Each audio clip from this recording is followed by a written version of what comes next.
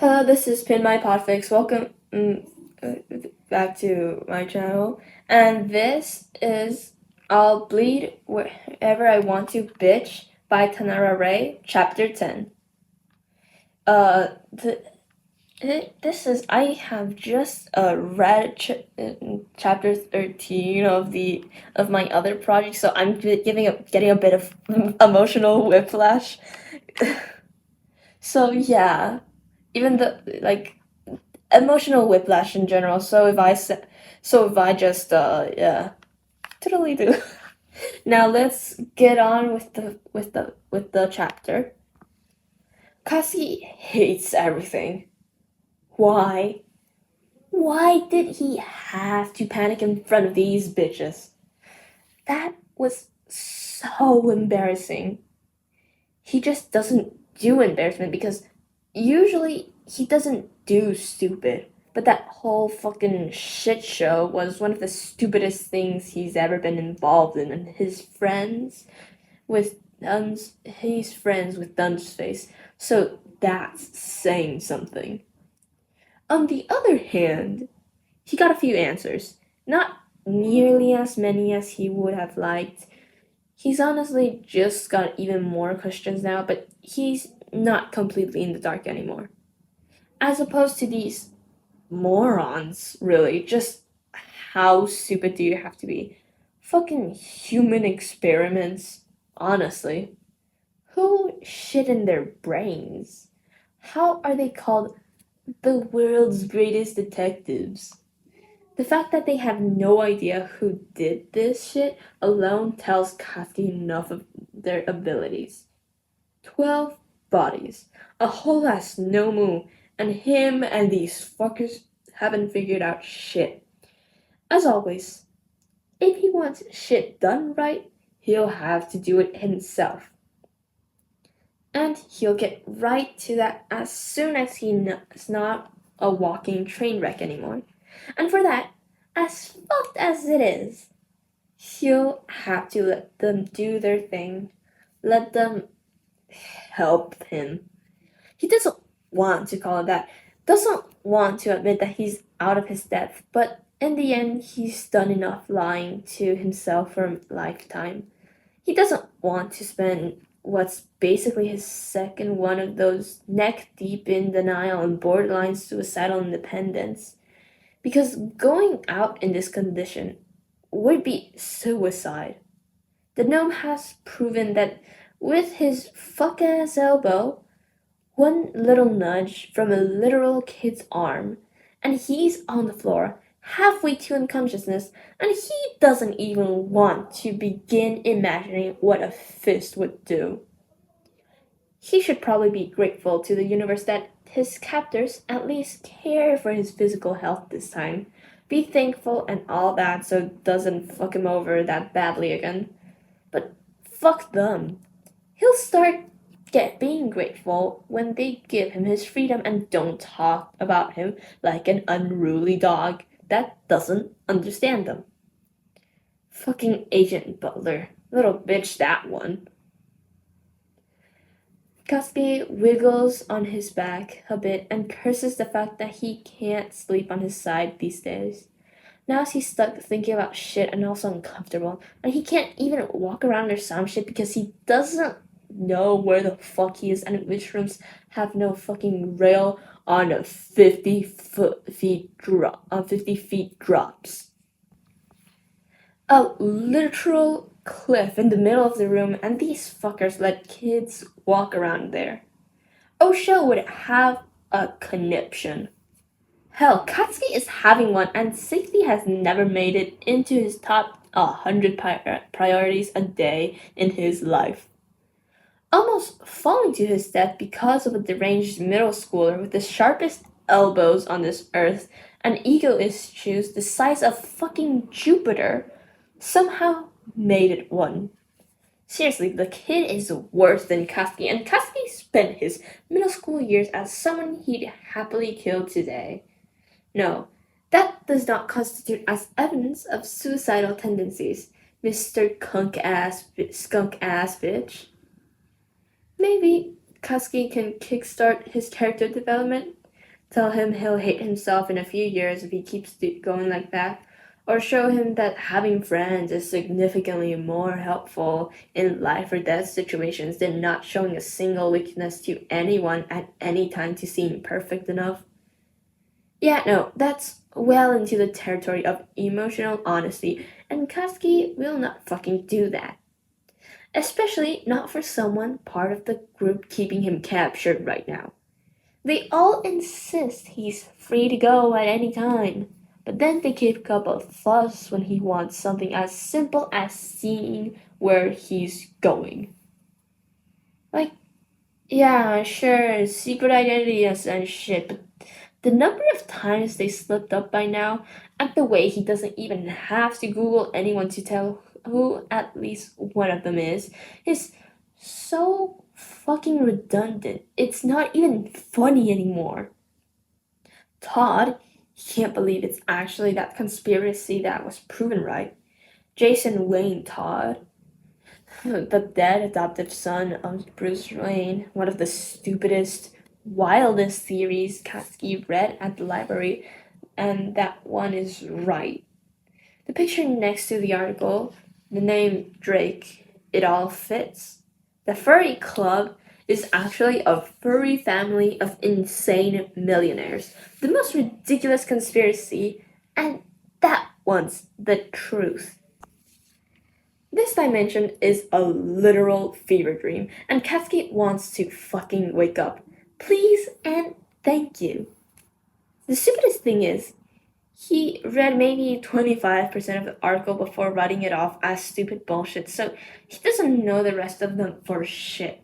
He'd just make a wild guess and say Bat Furry is Wayne, but apart from that, Todd and Drake, he only knows about Barbara Gordon and he can't tell for shit how she got involved in all of this. He needs a fucking phone since they are obviously not inclined to answer his fucking questions like a normal person. So, the plan. Find a phone, get well enough to survive on his own, get as much intel as possible, escape these fuckwits, find out who in the fresh fuck did this to him and to the other bodies, blow them fucking sky high, and get home. He doesn't care about any particularity here. Preferably the first two should happen before the rest, but he's actually not all that picky if the last points get done sooner than the others. First thing first, though. Or rather, sleep first. Sleep, and then he can deal with all this again. Yeah, this is a problem for a future Katsuki to deal with. A Katsuki that's not tired enough to sleep for 48 hours straight. Katsuki opens his eyes to someone knocking on the door. He'd usually kill them about it, but he's barely drifting for the last hour, so he'll forgive them this time. Especially if it means he can get out of this fuck-ass room that provides less stimulation than a fucking sensory deprivation thing. So, sir, may I come in? Comes a voice through the door. Definitely the fucking butler, judging by the weird-ass honorific. Katsuki always thought the Americans were less strict about that shit than the Japanese. But this guy's British, so maybe there's a difference there. Nah, he's seen videos of them Scots. Those people use cunt as a way to address. The British aren't any better. They just hide it behind those posh accents. Actually, it would be so fucking funny to hear the man swear like that British accent and that Hollywood demeanor paired with a good old son of a bitch would probably break Katsuki's streak of 365 days without serotonin. Yeah, that's a new optimal target for his mission. Get the old man to say fuck. So now you care about my privacy, Fucking hypocrites. Y'all. He calls. He has not forgotten about the last few days, just because of a bit of sleep. Asian butler comes in with a bowl of soup. The smell is so fucking bland, Katsuki is thrown back to eating with icy hot. It probably tastes like cardboard. Logically, he knows he's not really fit to eat things that have like a taste, but that right there is probably more likely to make him throw up out of sheer disgust than anything with spices could. Are you feeling up to eating something? Depends. Are there roofies in there? Katsuki knows how this shit works. Drugs, and then he'll wake up in a different room with no memories of how he got there. He's not stupid. No, sir. This is a simple chicken broth. Agent Butler answers, looking like he just developed a facial tic with the way his eyebrows is twitching. Katsuki would bet his ass on that being a tell. Prove it. A surefire way to get him to leave him alone. He'll need a new way to fuck him over. The bitch. He's all the more befuddled when the guy pulls out a spoon and actually does so, with the air of someone regularly accused of poisoning people, which you can imagine does not reassure Katsuki. Now, sir, please eat. You need the strength. Yeah, no shit, bitch. Katsuki reluctantly takes the bowl and sniffs at it. He swirls it a bit to see if there are any weird stains. He's only ever read up on the most basic methods of detecting shit like that, and he doesn't know what kind of weird ass poisons the people in this dimension have cooked up. So he'll just have to suck it up because he's is actually kind of hungry. In the end, if they wanted to kill him, they would have already, and anything else he can deal with. They probably can't be that much worse than the LOV, right? Katsuki's done it all. He can manage this. He's the fucking best. Of course he can.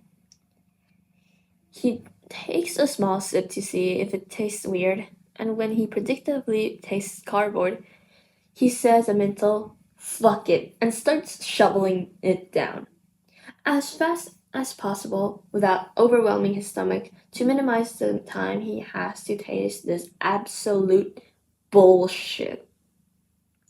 All the while, Agent Butler keeps watching him with an unreadable look in his eyes.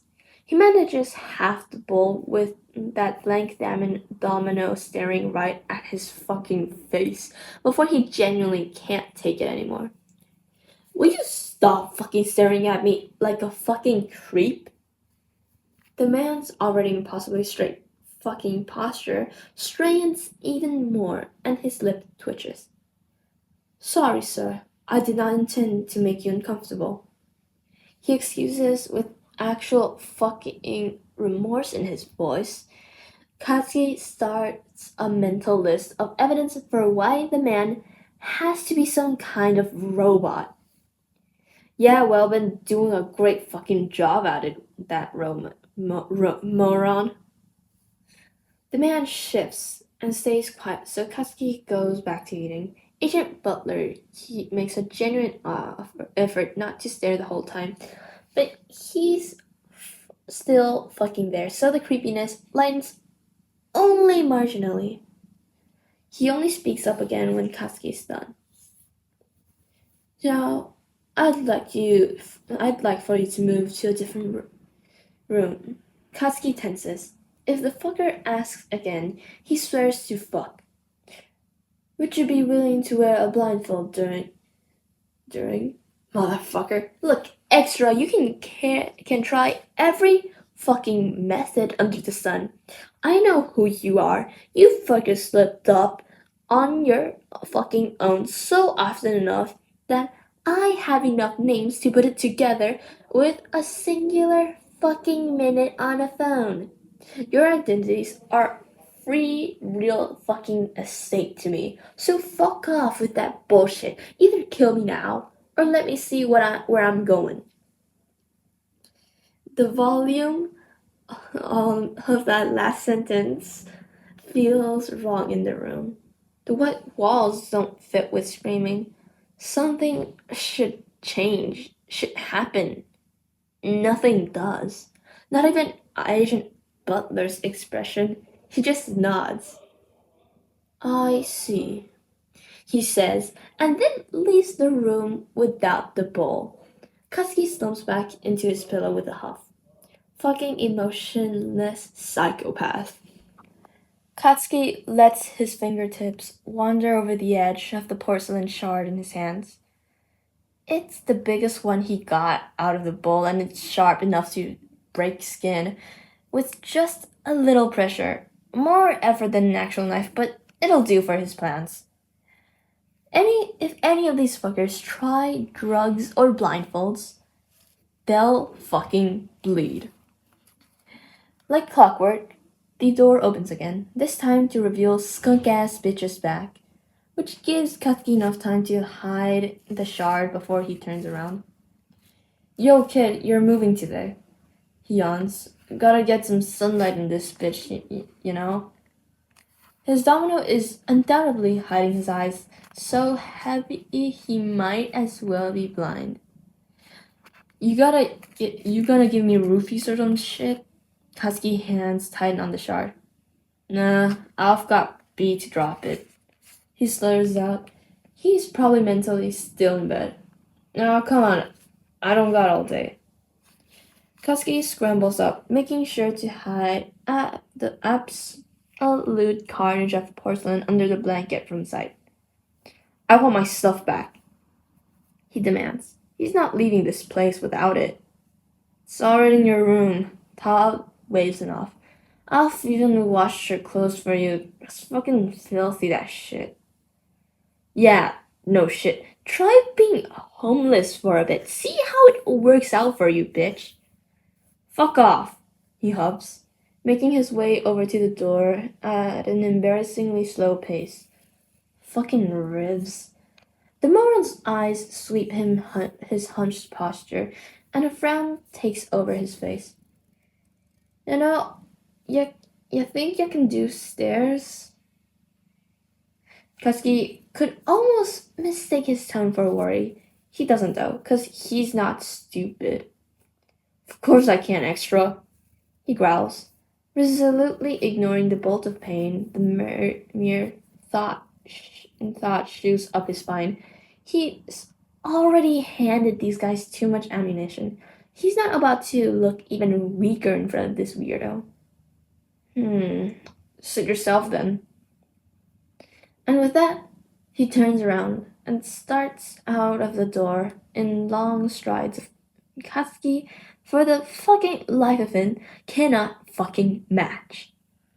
The guy seems to notice that one corner into and waits at the end of the hallway with his arms crossed. Only gotta tap his fucking foot. Then he'd look just like the old hag when she's waiting for him to finish his food. Katsuki curses his wreck of a body and slouches over to him while making intense eye contact with his shoes. Are you sure? He asks. You're walking slower than a fucking gran. Just 'cause your weirdo legs are freakishly long doesn't mean I'm fucking slow, Katsuki complains. Very reasonably, he might add. Kid, I'm not even that tall. Just admit you're a fucking dwarf. Jason shoots back, grinning all smug and shit. Katsuki wants to punch it off his face. Fuck off, bitch. I have fucking broken ribs, if you haven't noticed, he glowers. Which is your fucking fault. Can't fucking catch right and now they're fully broken. The grin is wiped clean off. It's weirdly unsatisfactory. You blew yourself up. Not my fucking fault. He turns around and walks away, but a bit slower this time, making sure he's never too far ahead. The silence is stifling. Usually, Katsuki's a big fan of silence. Love that shit. Best sound apart from explosions in the whole fucking world. Right now, he feels the never before felt urge to feel it. maybe wipe the blank expression off the guy's face. He did save Katsuki from imminent death, after all. Few broken bones are worth that. Wanna know how? Fuck it. Fuck, it just slips out. Fuck no. Skook ass bitch looks up. What? How I did it. Blow myself up. It's out now. With a muzzle, we know how, Todd says.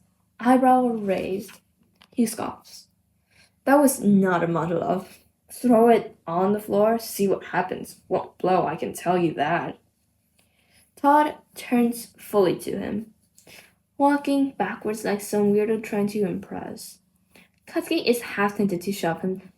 He doesn't. He just waits for the inevitable skepticism. Yeah, sure. What's your secret, wizard of all weapons?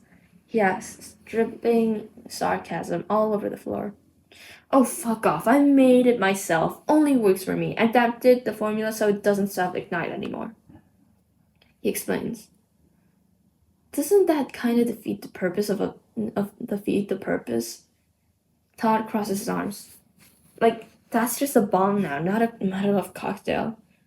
So what? It fucking worked. How then? Why can't only you set them off? Ah, fuck. Yeah, that was a classic own goal. There's a fucking reason Katsuki usually thinks before talking. At least with important stuff like this, his quirk and its limitations. None of your business, he scowls and tries to pick up a bit of pace. It predictably doesn't do shit. Todd just speeds up too. You said you'd tell me how. You can't back out now. He protests, and yeah, Katsuki kinda fucking did. Dumb as he was. Changed my mind, I'm not telling you shit. Todd is silent for a moment, stopping at the bottom of the staircase, presumably the one Katsuki will now suffer his way up. You know my name, right? Right? This is what he settles on. It's so out of left field, it just nods. You know my name, right? Is what he settles on. It's so out of left field, he just kind of nods. Then you know how I died. What? Katsuki did not, in fact, know that. He'd have thought it was a fake death. Like, people don't just come back from the dead. That's not a thing. Katsuki is an outlier because he traveled fucking universes. Oh yeah, right. You're not from here. I forgot. Shit like that happens here. Well, I died and came back wrong. It fucked me up mentally. Fucking obviously. And I'm still working on getting better, but I'm saying... I guess I know how you feel. A bit at least. And my trust issues didn't help me. And they sure as fuck won't help you. I can, though. I can help you. But you'll need to give me something for that. Your name, your age, your worst nightmare, the name of your first plushie. I don't care, but we can start somewhere. He takes a deep breath, and then he starts up the stairs. Think about it. Whatever you tell me, I won't tell the others. We still have some issues. Katsuki doesn't know why he does it. It just slips, like a dumb, stupid fucking question that got him here. My name's Katsuki. And that was the end of chapter 10 from I'll Bleed Wherever I Want to Bitch by TanaraRay. And this one got turned into like a bit of a bit darker turn, but not as dark as my other project. But yeah, Bakugo, don't disrespect Alfred like that. Yeah, I'm just gonna say that. And also, the comment about shitting in in their brain reminds me of really just any Spanish insult actually. And also, I love how Katsuki just calls them the furry club, and now they're just the furry family that are also insane millionaires. Actually, no, they're billionaires. And the homeless comment about Jason is funny because technically Jason was homeless for a while before Bruce just just like found him on the street stealing his wheels. That's bad. So yeah, it's just kind of funny, and also because Jason also like kind of took care of an adult for a while too, didn't he? So yeah, it's kind of funny because well, when it's directed to Jason. And yeah, this is my first chapter of this fic after taking my month-long hiatus. Also, I listened back on some of my like on my older. I listened to like my latest video that I've uploaded before my month-long hiatus, and my first video uploaded. And gosh, the quality difference, and also I sound a bit depressed on my latest one. I don't know why. I know I think I do. I was just I was listening to something else while I was recording that. No wonder I sounded depressed. Anyways, have a good whatever time of the day it is, and hope you you know just check out the fic by TanaraRay. Uh, this one, as you know, only has 27 chapters. And it's such a shame that there's like no second part, but because of some spoiler warnings for this. But I don't. I mean, if you, I mean you, I mean, I won't. You will know what I'm referring to if you've read the whole thing. But like, really sad that there's no, the second part for this fic. And that was it for today. For this fic for now. So yeah. Have a good whatever time of the day, and bye, I guess.